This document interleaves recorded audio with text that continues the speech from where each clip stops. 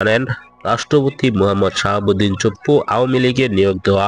আওয়ামী লীগ যাকেই যে কোনো পদে নিয়োগ দেয় তারা আগে কিন্তু দেখে নেয় তিনি কোন দল করতেন, এমনকি তিনি ছাত্রলীগ করতেন কিনা, তিনি বঙ্গবন্ধুকে বিশ্বাস করেন কিনা, তা যাচাই বাছাই করে কিন্তু বড় পদে নিয়োগ দিতেন আওয়ামী লীগ।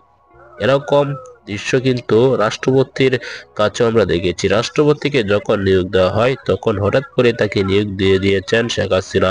তিনি ছাত্রলীগ করতেন, বঙ্গবন্ধুর সাথে তিনি রাজনীতি করেছেন, এরকম বক্তব্য কিন্তু রাষ্ট্রপতি নিজেই দিয়েছিলেন।